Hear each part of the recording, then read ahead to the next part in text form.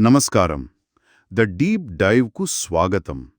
ఈరోజు మనం అస్సాంలో వైద్య విద్య అవకాశాల గురించి కొంచెం లోతుగా మాట్లాడుకుందాం. మన దగ్గర కొన్ని సోర్సెస్ ఉన్నాయి. వాటి ఆధారంగా ముఖ్యంగా 2025 విద్యా సంవత్సరానికి ప్రవేశాలు ఎలా ఉండొచ్చో చూద్దాం. అవునండి, మన దగ్గరున్న సోర్సెస్లో ముఖ్యంగా నీట్ యూజీ 2025 ఇన్ఫర్మేషన్ బులెటిన్ ఒకటి, ఆ? పిన్నే అస్సాం మెడికల్ కాలేజ్ గురించి కొన్ని వివరాలున్నాయి. వీటితో అస్సాంలో ఎంబీబీఎస్, బీడీఎస్ ఇంకా ఆయుష్ కోర్సుల ప్రవేశ ప్రక్రియ ఎలా ఉంటుందో పరిశీలిద్దాం. బావుంది. అసలు మొదటగా ఈ వైద్య విద్య కోర్సుల్లో చేరడానికి అస్సాంలో అయినా దేశంలో ఎక్కడైనా కీలకమైన పరీక్ష ఏంటి? మన సోర్సెస్ ఏం చెప్తున్నాయి? భారతదేశంలో ఇప్పుడు మీరు ఎంబీబీఎస్, బీడీఎస్ లేదా ఆయుష్ కోర్సులు అంటే బీఏఎంఎస్, బీఎస్ఎంఎస్, బీయూఎంఎస్, బీహెచ్ఎంఎస్ లాంటివి చదవాలంటే national eligibility cum entrance test అంటే నీట్ యూజీ ఖచ్చితంగా రాయాలి. ఇది తప్పనిసరి. అవును, నీట్. దీన్ని నేషనల్ టెస్టింగ్ ఏజెన్సీ అంటే ఎన్టీఏ నిర్వహిస్తుంది. ఇదిప్పుడు చట్టబద్ధం కూడా, సంబంధిత యాక్టుల ప్రకారం. ఓకే. మరి అస్సాం విద్యార్థుల కోసం ప్రత్యేకంగా ఏమైనా గమనించాల్సిన విషయాలు ఉన్నాయా ఈ నీట్ పరీక్షలో? అంటే పరీక్ష రాసే భాష విషయంలో గాని లేదా పరీక్ష కేంద్రాల గురించి గాని? మంచి ప్రశ్న అడిగారు. ఇక్కడ ఒక ముఖ్యమైన విషయమేంటంటే నీట్ యూజీ 2025 పరీక్ష ఇంగ్లీష్, హిందీతో పాటు మొత్తం 11 ప్రాంతీయ భాషల్లో పెడుతున్నారు. అందులో అస్సామీ భాష కూడా ఉంది. ఓ, అస్సామీ కూడా ఉందా? గొప్ప విషయం కదా. అవును. అంటే అస్సాం విద్యార్థులు వాళ్ల మాతృభాషలోనే పరీక్ష రాసుకోవచ్చు. కాకపోతే అప్లికేషన్ పెట్టేటప్పుడే ఆ భాషను జాగ్రత్తగా ఎంచుకోవాలి. తర్వాత మార్చుకోడానికి ఉండదు. అది చాలా ముఖ్యం. సరే, మరి అస్సాంలో పరీక్ష కేంద్రాలు ఎక్కడెక్కడ ఉండే అవకాశం ఉంది? మన దగ్గరున్న బులెటిన్ ప్రకారం చూస్తే అస్సాంలో దిబ్రుగర్, గువహాటీ, సిల్చార్, తేజ్పూర్, బార్పేట, దర్రాంగ్ అంటే మంగల్దోయ్, ధుబ్రీ, గోల్పారా, గోలాఘాట్, హైలాకండి, జోర్హాట్, లఖింపూర్, నాగావ్, నల్బరీ, శివసాగర్, ఉదల్గురి ఇలా చాలా పట్టణాల్లో కేంద్రాలు పెట్టే అవకాశముంది. చాలానే ఉన్నాయి. అవును. అభ్యర్థులు వాళ్ల ప్రస్తుత అడ్రస్ లేదా పర్మనెంట్ అడ్రస్ బట్టి దగ్గర్లో ఉన్న కేంద్రాలను ఎంచుకోవాల్సి ఉంటుంది. సరే, ఇది నీట్ గురించి. ఇక అస్సాంలోని కాలేజీల విషయానికొస్తే మన దగ్గర అస్సాం మెడికల్ కాలేజీ అంటే ఏఎంసీ దిబ్రుగర్ గురించి కొంత సమాచారం ఉంది కదా. అక్కడ ఏమేం కోర్సులున్నాయి? అవును. ఏఎంసీ అస్సాంలో ఒక ప్రముఖ ప్రభుత్వ వైద్య కళాశాల. అక్కడ ఎంబీబీఎస్తో పాటు నర్సింగ్, ఫార్మసీ, ఫిజియోథెరపీ లాంటి ఇతర కోర్సులు కూడా ఉన్నట్లు తెలుస్తోంది. అంతేకాదు పోస్ట్ గ్రాడ్యుయేషన్ కూడా ఉంది. ఓ, పీజీ కూడా ఉందా? చాలా విభాగాల్లో ఉంది. అంటే community medicine, surgery, paediatrics, gynaecology, anaesthesiology, dermatology, radiology ఇలా చాలా స్పెషాలిటీస్లో పీజీ కోర్సులున్నాయి. అక్కడ రోగుల కోసం అవుట్ పేషెంట్, ఎమర్జెన్సీ విభాగాలు కూడా నడుస్తున్నాయి. అంటే ఎకడమిక్స్తో పాటు ప్రాక్టికల్ ట్రైనింగ్, పేషెంట్ కేర్ కూడా బలంగా ఉందన్నమాట. నిజమే. ఇంకో విషయమేంటంటే 2016లో అక్కడొక సూపర్ స్పెషాలిటీ హాస్పిటల్ కట్టడానికి శంకుస్థాపన జరిగిందని కూడా మన సోర్సెస్లో ఉంది. ఓ, సూపర్ స్పెషాలిటీ హాస్పిటల్. అది పూర్తయితే ఇంకా సౌకర్యాలు పెరుగుతాయి. సరే, ఇప్పుడు నీట్లో మంచి ర్యాంక్ వచ్చిందనుకుందాం. అస్సాంలో అడ్మిషన్ ప్రాసెస్ ఎలా ఉంటుంది?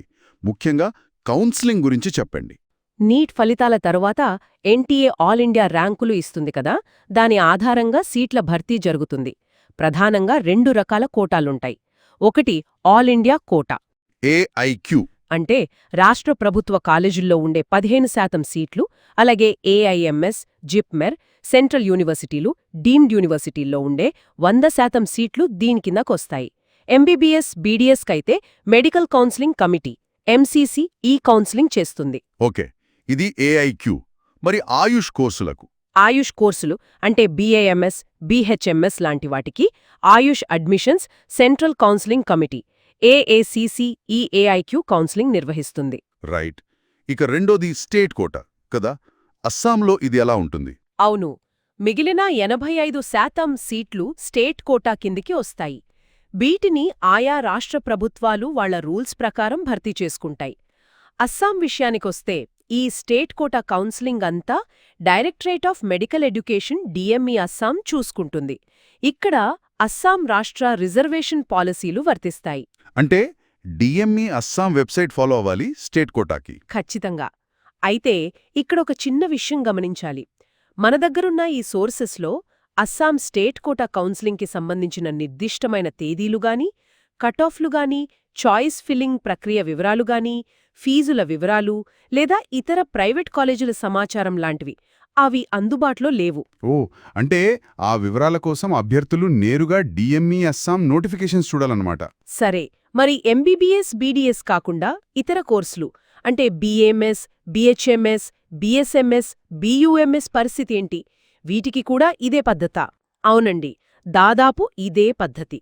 వీటికి కూడా నీట్ యూజీ ర్యాంకే ఆధారం, కౌన్సిలింగ్ కూడా ఏఐక్యూ, ఏఏసీసీసీ ద్వారా మరియు స్టేట్ కోటా డిఎంఈ అస్సాం ద్వారా ఇలాగే జరుగుతోంది. కాకపోతే కొన్ని కోర్సులకు, ఉదాహరణకు బీయూఎంఎస్కు ఉర్దూ లేదా అరబిక్ లేదా పర్షియన్ తెలిసి ఉండాలి, అలాగే బీఎస్ఎంఎస్కు తమిళ్ తెలిసి ఉండాలనే నిబంధనలు ఉండొచ్చు. ఇవి బులెటిన్లో ఇచ్చిన సాధారణ గైడ్లైన్స్. అర్థమైంది. సో మొత్తం మీద చూస్తే అస్సాంలో మెడికల్ సీట్ కావాలంటే నీట్ కీలకం. ఏఎంసీ లాంటి మంచి ప్రభుత్వ కాలేజీలున్నాయి. అడ్మిషన్స్ ఏఐక్యూ, స్టేట్ కోటా ద్వారా జరుగుతాయి. కానీ స్టేట్ కోటాకు సంబంధించి చాలా వివరాలు అంటే ఫీజులు, కటాఫ్లు, ఇతర కాలేజీల సమాచారం లాంటివి మన దగ్గరున్న ఈ సోర్సెస్లో పూర్తిగా లేవన్నమాట. అవును, కరెక్ట్. నీట్ 2025 అప్లికేషన్ ప్రాసెస్ అయితే ఇప్పటికే ముగిసింది మార్చ్ 7తో. ఫలితాలు జూన్ 14న వస్తాయని అంటున్నారు. కాబట్టి అభ్యర్థులు తర్వాతి దశ అయిన కౌన్సిలింగ్ కోసం ఎంసీసీ, ఏఏసీసీసీ వెబ్సైట్స్తో పాటు ముఖ్యంగా అస్సాం స్టేట్ కోటా కోసం డిఎంఈ అస్సాం అధికారిక వెబ్సైట్ని రెగ్యులర్గా చెక్ చేస్తూ ఉండటం చాలా చాలా ముఖ్యం. తప్పకుండా. ఇక ముగించే ముందు శ్రోతల కోసం ఒక ఆలోచన రేకెత్తించే ప్రశ్న. మనమిందాక అస్సాం మెడికల్ కాలేజీలో సూపర్ స్పెషాలిటీ హాస్పిటల్ గురించి మాట్లాడుకున్నాం కదా. ఇలాంటి మౌలిక సదుపాయాల అభివృద్ధి భవిష్యత్తులో అస్సాం వైద్యరంగాన్ని, అక్కడ చదువుకునే విద్యార్థుల శిక్షణ నాణ్యతను ఎలా ప్రభావితం చెయ్యొచ్చు అంటారో దీని గురించి ఆలోచించండి. మరో అంశంతో మళ్ళీ కలుద్దాం.